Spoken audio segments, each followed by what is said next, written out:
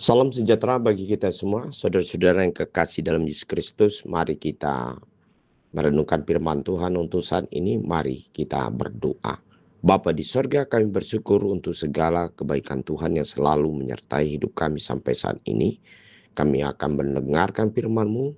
Bila Roh Kudus bekerja untuk memberikan hikmat bagi kami untuk memahami firman-Mu. Dalam nama Yesus Kristus kami berdoa. Amin. Firman Tuhan untuk hari ini Senin 8 Juni 2026 tertulis dalam Lukas 15 ayat 10.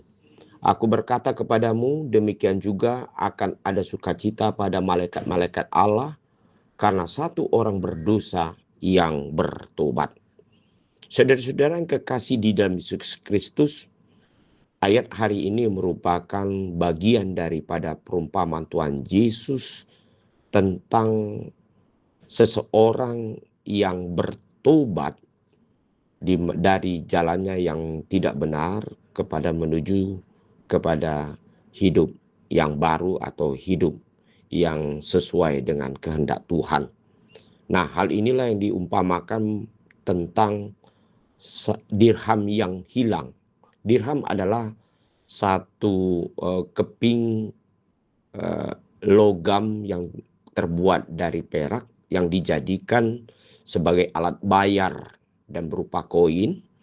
Dan dalam dunia Yunani ini dipakai sebagai alat bayar untuk membeli sesuatu atau menukarkan suatu barang atau benda tertentu.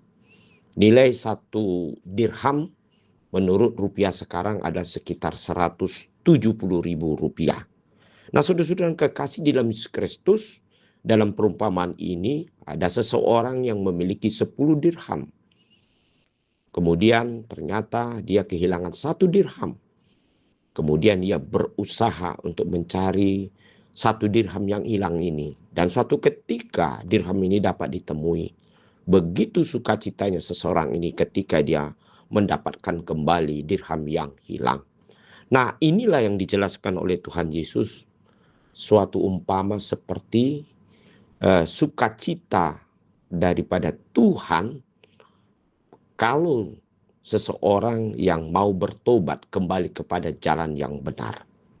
Nah, saudara-saudara yang kekasih, ini merupakan suatu gambaran dari kehidupan manusia di mana selalu mencoba untuk melakukan sesuatu perbuatan-perbuatan yang tidak berguna, yang tidak berkenan kepada Tuhan, dan yang membuat dirinya menjadi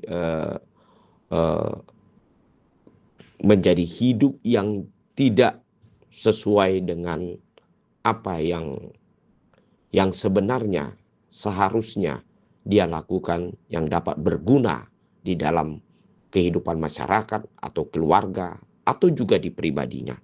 Dan ketika dia sudah mengenal bahwa apa perbuatan, perilaku atau pikiran-pikiran yang tidak berguna itu dan kembali kepada satu pedoman hidup sesuai dengan yang sebenarnya, maka demikian jugalah Allah sangat bersukacita kepada seseorang yang kembali ke jalan Tuhan.